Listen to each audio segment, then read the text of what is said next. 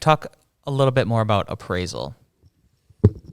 So what an appraisal is when the bank sends an independent or a third party out to look at the property, and they pull the same kind of comparables and they say, okay, yes, the value for the property is there and it meets what the person is willing to pay for it. So what happens in this market is sometimes the appraisal will come in low, and if the appraisal comes in low, the only way for the sale to close would be for either the seller to come down in price or the buyer to bring funds or some kind of combination of both.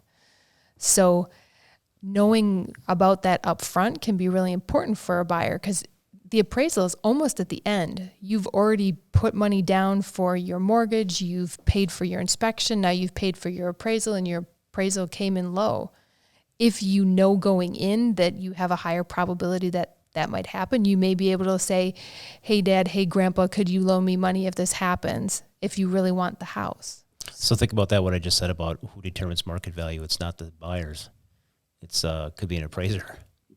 Mm-hmm. So if you're selling a home, wouldn't you want to get an appraiser before you, like during before you even put it up for market so that you know what it's listed? You can, but the issue is you could have a different appraiser for a different amount.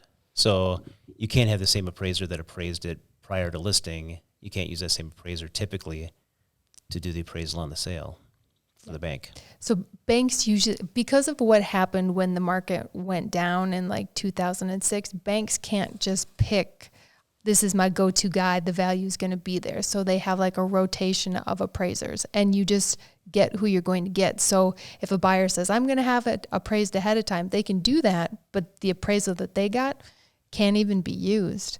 It will be whatever the bank's assigned appraiser says. And when the banks appraise a home, are they putting in any factors? Do they have any more knowledge than what you guys have access to when you set the market value or what you think the house should go for sale? It's the same art of it where they're pulling comps that they feel are the most similar. And sometimes we know a lot more because we'll know about upgrades that happened or things that the sellers can tell us that the appraiser might not be privy to.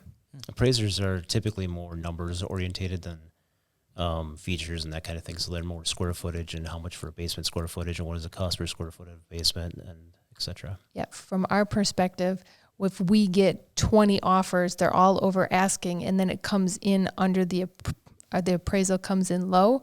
It's like, if there was 20 people willing to pay over asking, don't you think that that's market value? But you can argue that till you're blue in the face to an appraiser, and it won't necessarily change anything. Does that happen often, where you have like a lot of offers, or even just a single offer where it's over asking and then, or it's even right at what they asked for and not over, and then the appraisal comes in low? Like, is that common or not really? I think the issue with earlier in the year was the market was catching up. So the value has gone up. So what we have is we have a lot of comparable sales that the assessors or appraisers were using. But there was sales that were happening that were going to be closing that were sold X amount of dollars more. So there was an issue earlier in the year, but probably I don't think we've had a problem for most of the year. I think it was very early on. Yeah, knock on wood. But we are really coaching our team to be very aware of what's going on with that. So we're very cognizant of the fact that, hey, your person's going in 20 over. Can they make up the difference? Yes or no?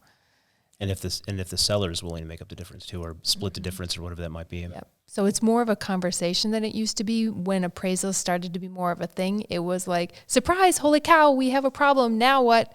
And where most of us realtors were paying attention to it. And it's like, okay, this could be an issue. Let's already plan for this, so we will be fine. Again, it goes back to the communication back and forth with the buyers. Mm-hmm.